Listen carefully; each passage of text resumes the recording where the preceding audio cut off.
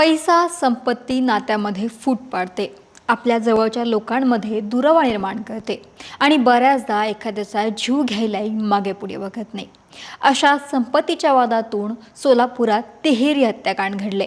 संपत्तीच्या लोभापायी काकानं आपल्या मरण पावलेल्या सख्ख्या भावाची बायको आणि 2 मुलांवरती तलवारीनं सपासप वार करत त्यांची हत्या केली. ही घटना सोलापूरच्या बोरमणी परिसरात घडली आणि सगळेच हादरलेत. नेमकं काय घडलं पाहूयात व्हिडिओच्या माध्यमातून. नमस्कार, मी अक्षता आणि तुम्ही पाहताय सकाळ. वेळ शुक्रवार मध्यरात्रनंतरची. स्थळ बोरमणीच्या पुढे 2 किलोमीटरवर हैदराबाद रोडलगत नंदिनी हॉटेलच्या मागे हाकेच्या अंतरावर असलेलं 3 टुमदार बंगले. 3ही घरांना एकच छत. शुक्रवारी बंगल्याच्या छतावरती बाजेवरती 40 वर्षांची आई आणि शेजारील पलंगावरती 16 वर्षीय मुलगा गाढ निद्रेमध्ये आहे. 3ही घरांना एकच छत आहे. गच्चीवरील स्टडी रूममध्ये 18 वर्षांची मुलगी सुद्धा झोपलेली होती. अशात हैवान बनलेला काका हातात लोखंडी तलवार घेऊन गच्चीवरती आला.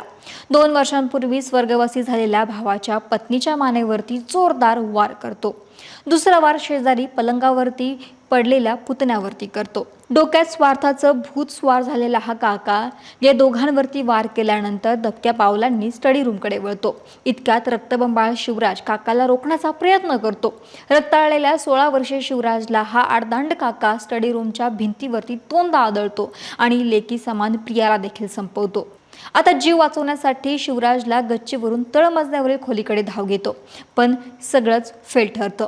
खालच्या खोलीत आलेला काका सपासप वार करत शिवराजलाही संपवतो आणि पुन्हा छतावरती येऊन गच्चीवरून स्वतःच्या घरात उतरतो.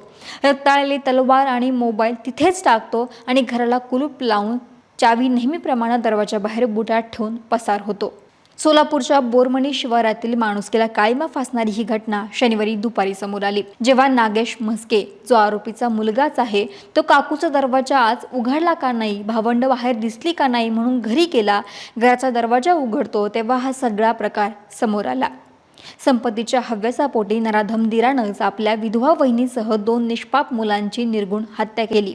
गायत्री सुधाकर म्हस्के, प्रिया म्हस्के आणि शिवराज म्हस्के अशी मृतांची नावं आहेत.